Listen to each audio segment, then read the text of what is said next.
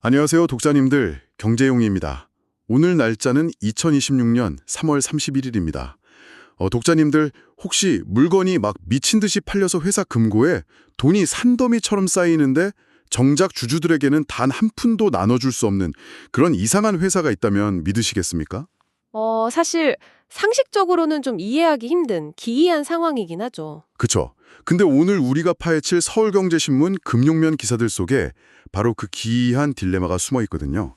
이번 심층 분석이 미션은 겉으로 드러난 어떤 화려한 실적이나 거창한 정책 구호 이면에 한국 금융시장의 자본이 도대체 어떤 논리로 고이고 또 어디로 흘러가고 있는지 그 진짜 돈의 흐름을 꿰뚫어 보는 겁니다. 네, 아주 중요한 포인트네요. 중동발 위기에 대처하는 지원책부터 은행들의 멈추지 않는 부동산 쏠림 현상, 그리고 주주들을 환호하게 만든 아주 기발한 배당 잔치, 그리고 방금 오프닝에서 말씀드린 보험사의 얄궂은 회계장부까지 다뤄볼 텐데요. 오늘 다룰 이 흐름들을 쫙 따라가다 보면 금융회사들이 혁신을 막 외치면서도 왜 결국 안전한 길만 택하는지 그 민낯을 아주 제대로 보실 수 있을 겁니다. 네, 그 민낯을 들여다보기 위해서 우리가 가장 먼저 주목해야 할 곳이 바로 위기 상황에서의 자본 이동이거든요. 아, 위기 상황이요? 네네. 현재 이제 이란 사태 같은 중동 리스크가 막 불거지면서 국내 은행권이 피해 기업에 최대 53조 원 규모의 신규 자금을 공급하기로 했습니다. 이게 대출 금리도 최소 0.8%포인트에서 최대 2%포인트까지 확 낮춰주는 대규모 소방수 역할을 자처하고 나선 거죠. 와, 53조 원이면 진짜 엄청난 규모의 거시적 지원이네요. 근데 기자님, 약간 이런 수십조 원 단위의 거대 기업 지원 말고 당장 매일 출퇴근하는 우리 독자님들 같은 평범한 소비자들 있잖아요. 이분들 지갑에 직접적으로 영향을 주는 조치들은 어떤 것들이 있나요? 기사를 보니까 실생활 밀착형 혜택들이 꽤 촘촘하게 짜여 있던데요. 네, 맞습니다. 일상에 직접 닿는 혜택들도 되게 발빠르게 가동되고 있거든요. 대표적으로 보험사들은 차량 오부제에 참여하는 고객들에게 자동차 보험료 할인을 제공하기로 했습니다. 오, 오부지 할인이요? 네, 그리고 또 유가 급등에 직접적인 타격을 받는 택시나 버스 같은 영업용 차량에 대해서도 보험료 우대 조치가 들어갑니다. 카드사나 캐피털사 쪽을 보면요. 화물차 기사님들을 위해서 할부금융 원금을 최대 3개월까지 유예해 주기로 했거든요. 오, 잠깐만요, 기사님. 그 차량 오부제 보험료 할인이나 화물차 원금 유예 조치요. 제가 생각하기에는 금융사들이 단순히 우리 착한 기업이다 이런 이미지를 만들려고 자기들 손해를 보면서까지 막 깎아주는 건 아닐 것 같거든요. 아, 예리하시네요. 제가 한번 짐작해보자면 고객이 오부제에 참여해서 물리적으로 차례 안 몰면 당연히 교통사고가 날 확률 자체가 확 떨어지잖아요. 네, 그렇죠. 운행량이 주니까요. 그럼 보험사 입장에서도 나중에 고객한테 물어줘야 할 사고 처리 비용이 엄청나게 줄어들 테니까 그 절감된 비용의 일부를 고객한테 선제적으로 돌려줘서 가입자를 묶어두는 아주 치밀하게 계산된 상호 이익의 메커니즘 아닙니까, 이거? 와, 그 이면의 경제적 동기를 아주 정확하게 짚어내셨습니다. 리스크를 수치화하는 보험사 입장에서는 결국 손해율 하락이 곧 직접적인 이윤 방어로 이어지거든요. 아, 손해율 하락. 네. 그러니까 운행량 감소를 유도하는 게 장기적으로는 회사에 훨씬 이득인 거죠. 화물차 할부원금 유예 역시 마찬가지 원리입니다. 지난해 9월 기준으로 화물차 할부금융 수급 잔액이 무려 4조 원에 달하거든요. 4조 원요? 엄청나네요. 네, 그러니까 차주들이 줄도산해서 그게 다 불량 채권으로 폭증하는 것보다는 차라리 원금 상환 시기를 조금 늦춰주더라도 건전한 상환 능력을 유지시키는 게 금융사 건전성 관리에 훨씬 유리한 겁니다. 아, 살려두는 게 이득이다. 맞습니다. 여기에 청년이나 저소득층 대상 대중교통 특화카드의 환급 비율도 확 높이고 금융당국 차원에서는 아예 100조 원 규모의 시장 안정 프로그램까지 대기시켜두면서 위기가 전이되는 걸 철저히 차단하고 있는 상황이죠. 아, 위기 상황에서는 이렇게 진짜 발빠르게 다양한 산업 곳곳에 자금을 확 풀면서 경제의 혈관을 뚫어주네요. 근데 기자님, 저는 이 대목에서 도무지 이해가 안 가는 모순을 하나 발견했거든요. 어떤 모순이죠? 아니, 정부나 은행이나 툭하면 막 생산적 금융이다, AI나 반도체 같은 첨단 전략 산업에 자금을 대폭 지원하겠다. 항상 그렇게 떠들썩하게 홍보를 하잖아요. 네, 뉴스에 매일 나오죠. 근데 4대 은행의 대출 장부를 열어본 기사를 딱 보니까 현실은 진짜 정반대더라고요. 여전히 은행 돈의 절반 이상이 벽돌이랑 시멘트, 그러니까 부동산에만 몰려있던데 이거 왜 말하고 행동이 이렇게 극단적으로 다른 겁니까? 사실 숫자를 보면 그 괴리가 얼마나 심각한지 적나라하게 드러나거든요. 4대 시중은행의 지난해 말 기준 총 대출 잔액이 약 1,329조 5,912억 원인데 이 중에 부동산 담보대출 비중이 무려 57.96%입니다.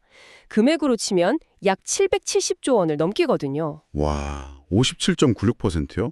절반이 훨씬 넘네요. 네, 심지어 이게 전년도보다 비중이 0.91%포인트 더 늘어난 수치예요. 신한은행 같은 경우는 56.84%로 1.84%포인트나 뛰었고 하나은행은 아예 62%를 넘겼습니다. 62%요? 네, 그러니까 겉으로는 혁신기업에 돈을 푼다면서 실제로는 여전히 그냥 안전한 부동산 담보에 자본이 꽉 갇혀있는 셈인 거죠. 아니 그러니까 이게 겉으로는 막 혁신 벤처 캐피탈인 척하면서 뒤로는 꼬박꼬박 아파트 담보 잡고 아주 안전하게 이자 받아먹는 건물주 노릇을 하고 있다는 거잖아요. 은행 내부의 어떤 시스템이나 인사 구조에 이런 현장의 발목을 잡는 근본적인 원인이 뭐 따로 있는 건가요? 현장의 평가 시스템, 그러니까 흔히 말하는 KPI와 신용평가 리스크의 현실적인 한계가 결합된 결과라고 보시면 됩니다. 아, KPI. 네, 은행 심사역 입장에서 한번 생각해보죠. 첨단 기술을 가진 스타트업에 대출을 해주려면 이 기업의 눈에 보이지 않는 미래 가치를 막 평가해야 하고 엄청 복잡한 기술 신용 평가 모델을 돌려야 하잖아요. 그렇죠. 기술을 알아야 하니까요. 근데 만약에 회사가 잘못돼서 대출금을 떼이게 되면 그 심사부서가 엄청난 문책을 받게 되거든요. 아, 책임 소재가 따르니까요. 맞아요. 반면에 부동산 담보대출은 어떤가요? 건물의 시세가 아주 명확하게 존재하잖아요. 돈을 못 갚으면 그냥 담보로 잡은 아파트나 상가를 경매로 넘겨서 원금을 회수하면 끝납니다. 진짜 깔끔하네요. 네, 그러니까 심사역 입장에서는 건전성 관리가 너무나 쉽고 자기 인사고과에 타격을 입을 리스크도 현저히 낮으니까 당연히 이쪽으로 쏠릴 수밖에 없는 거죠. 그러니까 머리 아프게 막 혁신 기술 분석하다가 나중에 책임 뒤집어 쓰느니 그냥 눈에 뻔히 보이는 든든한 건물, 담보 잡고 아주 안전하게 자기 실적 채우는 게 현장 직원들한테는 훨씬 합리적인 생존 전력이 돼버린 거군요. 정확합니다. 경영진은 계속 위에서 생산적 금융 외치고 관련 지표 개선하려고 막 쪼지만 현장에서는 만일에 대비한 리스크 회피 심리랑 안전 위주의 영업 관행이 진짜 뼛속 깊이 고착화되어 있는 거죠. 이 구조가 깨지지 않으면 자본이 실물 경제의 혁신을 이끄는 본연의 기능은 계속 겉돌 수밖에 없습니다. 참 씁쓸하네요. 결국 뼈아픈 현실은 은행들이 이렇게 안전한 부동산 담보 위주로 막대한 이익을 아주 쉽게 거두어들였다는 사실이잖아요. 그럼 이제 궁금해지는 게 이 넉넉해진 곡간을 최근 누구를 위해서 어떻게 풀고 있느냐거든요. 기사에 아주 흥미로운 단어가 등장합니다. 바로 감액배당인데요. 네, 감액배당. 기자님, 제가 이 개념을 제대로 이해한 건지 한번 들어봐 주세요. 보통 우리가 주식 배당금을 받으면 회사가 장사해서 남긴 이익을 나눠주는 거니까 정부에서 당연히 배당소득세 15.4%를 딱 떼어가잖아요. 그렇죠. 세금을 내야죠. 근데 이 감액 배당은 회사가 주주들한테 이거는 우리가 남긴 이익을 주는 게 아니라 예전에 주주님들이 회사에 냈던 투자 원금의 일부를 그냥 환불해주는 겁니다. 이렇게 회계상 꼬리표를 딱 바꿔서 지급하는 거 아닙니까? 네, 맞습니다. 그러니까 소득이 아니라 원래 내 돈을 돌려받는 원금 반환 개념이니까 세금을 낼 필요가 없다는 이게 무슨 아주 합법적인 세금 회피 마법 같은데요? 와, 진짜 그 렉슨 메커니즘을 완벽하게 파악하셨습니다. 정확한 명칭은 자본준비금 감액배당이라고 하거든요. 이게 기업이 영업해서 쌓아둔 이익잉여금을 주는 게 아니라 자본잉여금 항목인 자본준비금을 헐어서 배당으로 지급하는 방식이에요. 아, 주머니로 바꾸는 거네요? 네네. 회계상 주주들의 출자금을 반환하는 성격으로 분류가 딱 되기 때문에 방금 말씀하신 배당소득세 15.4%가 원천적으로 면제됩니다. 근데 여기서 더 놀라운 게 뭔지 아세요? 더 놀라운 게 있어요? 연간 금융소득이 2천만 원을 초과하면 부과되는 그 어마어마한 금융소득 종합과세 있잖아요. 그 대상 금액에서도 이 감액배당금은 통째로 빠진다는 겁니다. 와, 진짜요? 아니, 그러면 고액 자산가들이나 기관 투자자들 입장에서는 세금 한 푼 안 떼이고 현금을 통장에 그냥 그대로 꽂아주는 그야말로 환상적인 배당 축제네요. 규모가 어느 정도나 됩니까, 이게? 4대 금융지주가 이렇게 감액배당을 위해서 마련한 재원만 다 합치면 31조 1천억 원에 달합니다. 31조요? 네, 장난 아니죠. 신한금융이 9조 9천억 원, KB금융이 7조 5천억 원에 쌓아뒀고요. 특히 우리금융은 실제로 이 비과세 배당카드를 적극적으로 활용해서 배당 성향을 기존 31.8%에서 35%까지 단숨에 끌어올렸습니다. 와, 주주들 진짜 신났겠네요. 네, 주주 환원율을 극대화하기 위해서 세법의 빈틈을 완벽하게 활용하고 있는 거죠.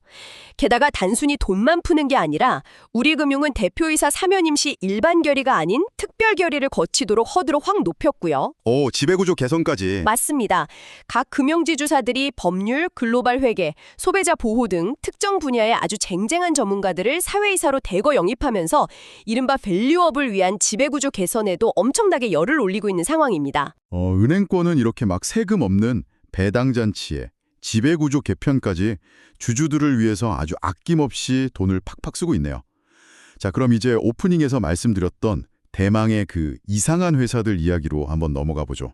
바로 보험업계입니다. 아, 네, 보험업계. 보장성 보험 상품이 진짜 날개도 친 듯 팔려나가는데 정작 신한라이프나 하나생명 같은 곳은 배당을 못해서 발을 동동 구르고 있단 말이죠.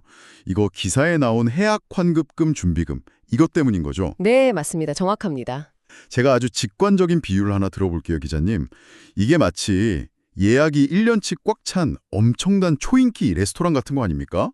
손님들이 낸 예약금으로 당장 오늘 우리 직원들 월급도 주고 사장님도 수익을 좀 가져가야 하는데 위생국이나 구청에서 갑자기 들이닥쳐서 사장님, 이 손님들이 언제 기분 나쁘다고 예약 취소하고 환불해달라고 할지 모르니까 이 예약금 전액을 절대 건드리지 말고 금고에 꽁꽁 얼려두세요. 이렇게 강제하는 상황인 거잖아요. 와, 진짜 찰떡 같은 비유네요. 그렇죠.